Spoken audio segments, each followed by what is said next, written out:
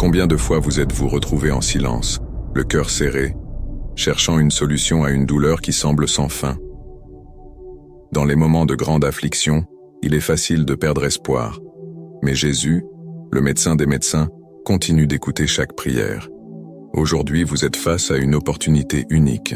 Cette prière que nous allons faire ensemble est bien plus que des mots. C'est un canal direct vers le cœur du Sauveur, qui a le pouvoir de réaliser des miracles dans votre vie.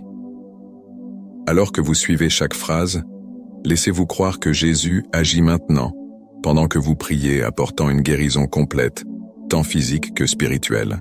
Et à la fin de cette prière, quelque chose de grandiose peut se produire, car Jésus est toujours celui qui guérissait les foules avec un simple toucher. Seigneur, dans les moments de douleur et d'affliction, le cœur humain se trouve souvent affaibli. Mais la foi est le remède qui nous rapproche de Jésus, le médecin divin. Quand les maladies ravageaient le corps ou l'âme, il est important de se rappeler que la guérison commence par la croyance. Tout comme cette femme qui a touché le bord du manteau du Christ et a été guérie, nous devons toucher avec foi l'essence de son amour. Car la véritable guérison, tant physique qu'émotionnelle, commence lorsque nous plaçons toute notre confiance dans le pouvoir de Jésus. Il y a des jours où le corps semble faillir et l'esprit sombre dans les ténèbres, mais celui qui croit en Jésus trouve la force de continuer. Chaque prière faite avec foi est un pas vers la guérison. Jésus ne délaisse pas ceux qui ont confiance en lui, et la preuve en est les innombrables histoires de restauration qu'il a réalisées. Le cœur, blessé par les peines du temps, trouve soulagement en criant avec foi, car il est celui qui accueille et restaure.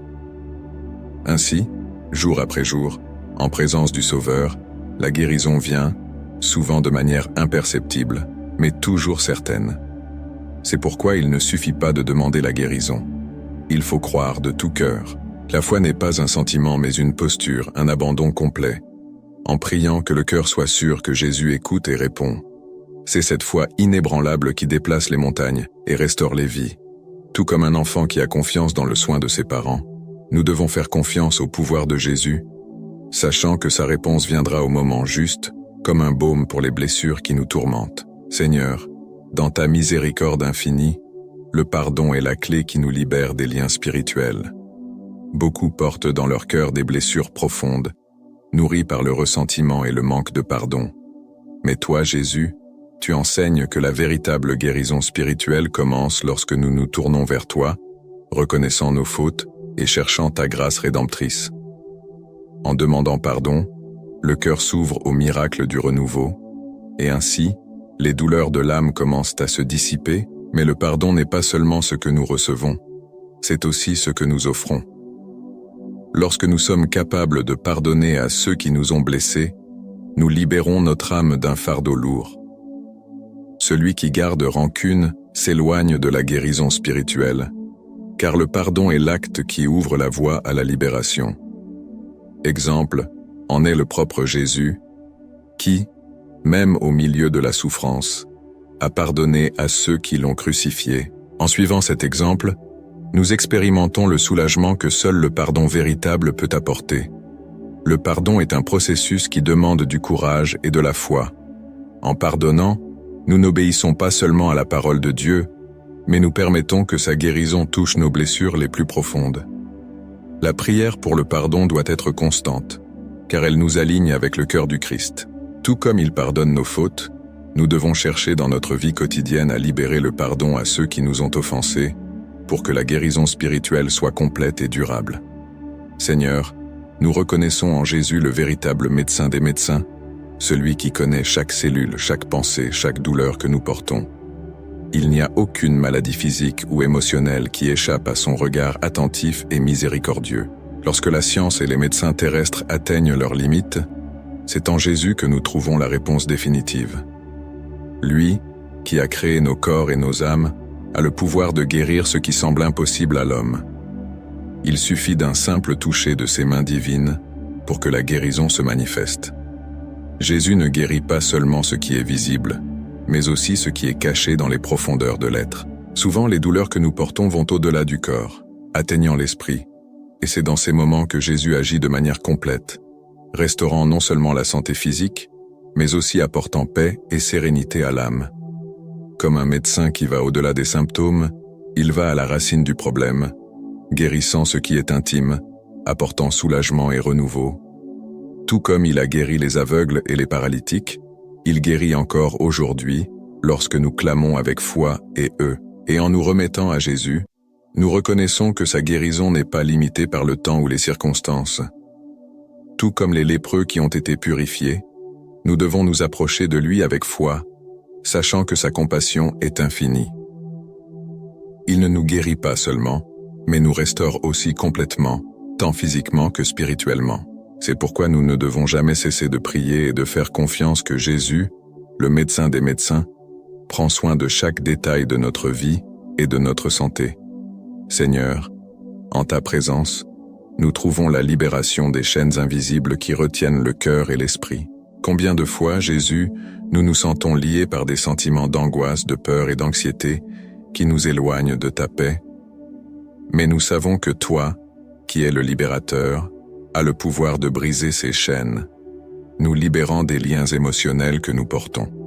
Dans ta lumière, ces prisons se dissolvent, et ce qui semblait impossible commence à se transformer, car là où il y a ta présence, il y a guérison et libération. Il y a des moments où le poids des émotions non résolues devient insupportable, et dans ces heures, nous clamons ton secours, Jésus. Seul toi as la clé pour libérer ceux qui sont enfermés dans des chaînes de chagrin, de déception et de traumatisme. Tout comme tu as libéré l'homme possédé d'esprit à Gadara, libère-nous de tout ce qui empêche notre communion pleine avec toi. En prière, nous te confions nos cœurs, sachant que tu peux restaurer ce qui est brisé et apporter la paix là où il y avait auparavant du tumulte. Et en expérimentant cette libération, nous sommes appelés à vivre selon la liberté que Jésus nous donne. Plus esclaves du passé ou des émotions destructrices, mais libres de marcher dans ta grâce. À chaque prière, à chaque cri, les chaînes se détachent, et l'âme, autrefois emprisonnée, se lève en louange. Que nous n'oublions jamais que, en toi, Jésus, nous trouvons la véritable liberté, non seulement du physique, mais de tout ce qui retient l'esprit. Et ainsi, nous continuons, confiants en ta promesse de libération totale. Seigneur, la foi est comme une graine qui doit être cultivée quotidiennement pour grandir et porter des fruits. En temps de défis et d'incertitudes, il est facile de se décourager, mais tu nous enseignes, Jésus, que la persévérance est la voie pour expérimenter ta guérison et tout comme l'agriculteur qui attend patiemment la récolte, nous devons aussi persévérer dans la foi, même lorsque nous ne voyons pas les résultats immédiatement.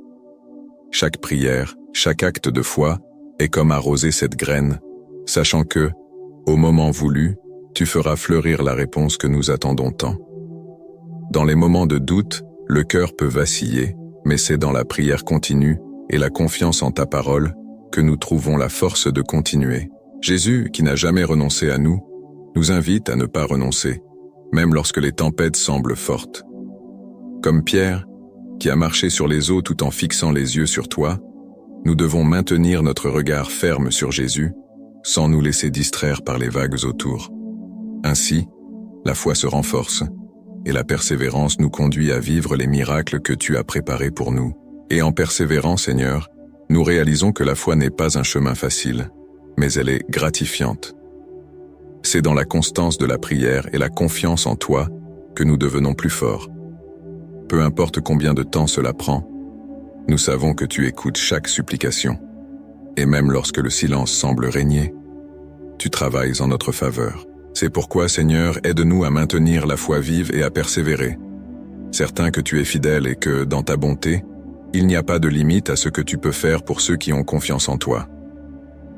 Seigneur, tu nous enseignes que prier pour les autres est un acte d'amour et de compassion, et dans ta parole, nous voyons le pouvoir que l'intercession peut avoir dans la vie de nos frères.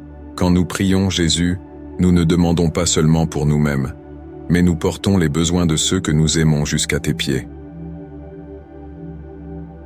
La prière intercessoire est comme un fleuve de bénédiction qui coule d'un cœur plein de foi, apportant guérison, confort et transformation à ceux qui souffrent.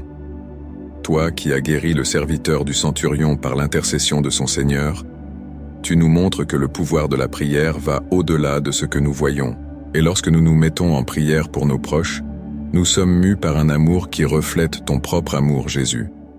Peu importe si la distance ou la gravité de la situation semble nous décourager, car nous savons qu'en toi, il n'y a pas de barrière pour la guérison. En intercédant pour ceux qui sont malades, nous confions leur vie entre tes mains, confiant que le Seigneur, dans ta sagesse infinie, sait ce qui est le meilleur. Tout comme Abraham a intercédé pour l'eau, nous sommes appelés à crier pour la miséricorde et la guérison pour ceux qui ont besoin d'un miracle.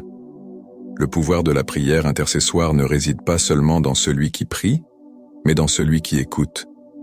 Le Dieu Tout-Puissant, qui est attentif à chaque cri. Et même si les résultats ne sont pas immédiats, nous avons confiance que le Seigneur agit dans chaque détail. Jésus, l'intercesseur parfait, nous enseigne à ne jamais renoncer à prier pour ceux que nous aimons, car, en temps voulu, nous verrons les fruits de ces prières. Que nous ne manquions jamais de foi pour crier pour la guérison, les miracles et la libération dans la vie de nos frères. Seigneur, tes miracles du passé sont des phares qui illuminent notre chemin de foi dans le présent. Chaque témoignage, chaque récit de guérison et de transformation est une preuve vivante de ton pouvoir, qui continue d'agir parmi nous. Jésus, tout comme tu as restauré la vue aux aveugles, levé les paralytiques et ressuscité les morts, nous savons que tes miracles ne sont pas confinés aux pages des Écritures. Ils se produisent aujourd'hui, dans des vies ordinaires, montrant que ta main n'a jamais cessé d'opérer. En nous remémorant ces témoignages, notre foi se renouvelle et nos cœurs se remplissent.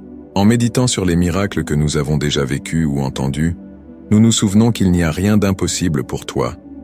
Combien de fois avons-nous entendu parler de diagnostics sans solution, mais en prière, en criant pour ton intervention, des vies ont été transformées.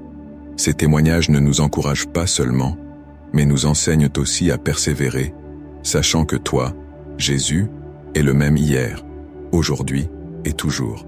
Tout comme ceux qui ont été témoins des merveilles que tu as réalisées il y a 2000 ans, nous sommes aussi appelés à proclamer ce que tu as fait dans nos vies. Et ces miracles ne sont pas juste un écho lointain.